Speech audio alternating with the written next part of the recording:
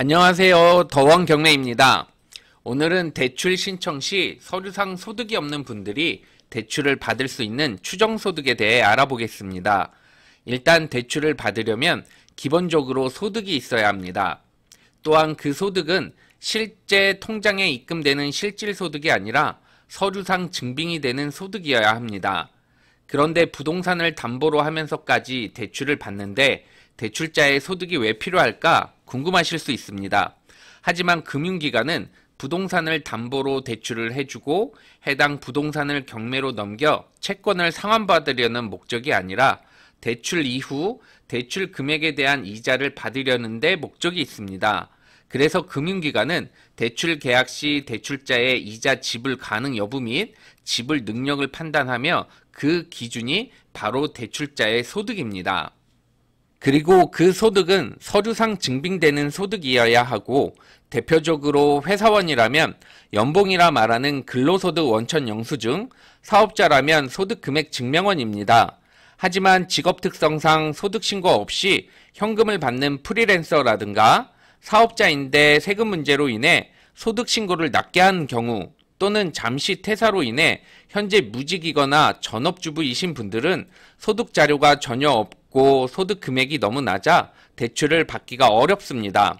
이렇게 소득이 없거나 소득 금액이 적은 경우 금융기관은 추정소득이라는 지표를 활용합니다. 추정소득은 대출자의 1년간의 소비 금액이나 재산 등을 토대로 소득을 추정합니다. 그럼 추정소득에는 어떤 자료가 필요한지 알아보겠습니다. 대표적 추정소득 자료는 지난 1년간 사용한 신용카드와 체크카드의 합산 금액과 전달 납부한 건강보험료입니다.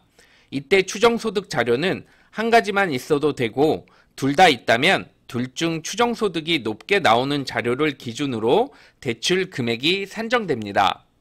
그럼 카드 사용액과 건강보험료의 추정소득 산정 방법에 대해 알아보겠습니다.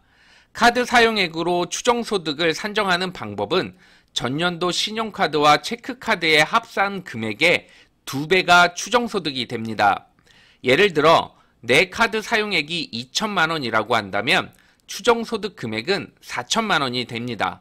그리고 건강보험료의 추정소득 산정 방법은 전달 납입한 건강보험료의 250배가 추정소득이 되며 이때 유의하실 점은 건강보험료 납부액 중 장기 요양보험료 금액을 제외한 실제 건강보험료의 250배가 추정소득이 됩니다. 예를 들면 전달 납입한 건강보험료가 20만 원이라면 추정소득 금액은 5천만 원입니다. 여기서 중요한 점 한 가지. 추정소득은 카드 사용액과 건강보험료가 아무리 높다고 하더라도 최대 추정소득 금액은 5천만 원을 넘지 않는다는 것을 유의하시기 바랍니다. 그리고 지금 설명드린 계산 방법은 대략적인 대출 한도 계산을 위한 간단 계산 방법이니 정확한 추정소득을 확인하시기 위해서는 금융기관에 꼭 문의하시길 바랍니다.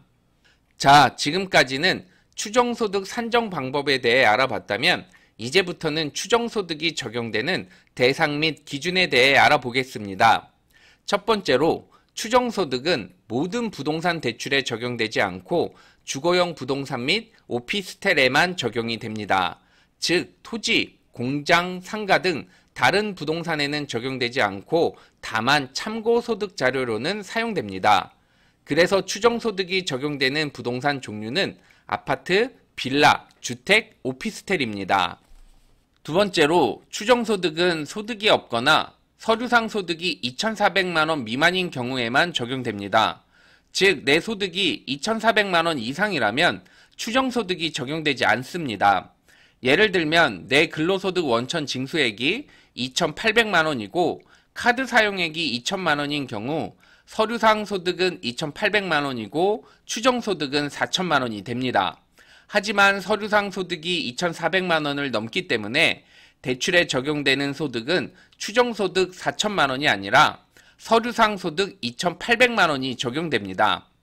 여기서 한 가지 중요한 점은 소득은 대출자 본인의 소득만 2,400만 원 미만이어야 하는 것이 아니라 부부라면 배우자의 소득 역시 2,400만 원 미만이어야 합니다. 그렇지 않고 본인 소득은 2,400만 원 미만인데 배우자의 소득이 2,400만 원이 넘는 경우라면 본인이 배우자의 건강보험 피부양자로, 즉 본인은 건강보험료를 내지 않고 배우자의 건강보험으로 의료 혜택을 받는 사람으로 등재된 경우에만 추정소득이 적용됩니다.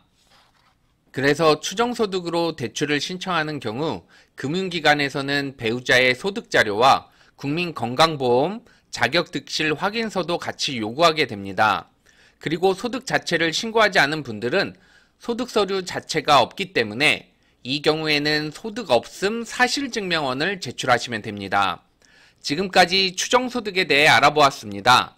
다음 시간에는 추정소득에 관련된 제출 서류, 카드 사용 금액 확인, 건강보험료 납부 확인서, 소득 없음 사실증명원 발급 방법에 대해 알아보겠습니다. 경매 관련 정보를 계속 받고 싶으시다면 구독 부탁드립니다.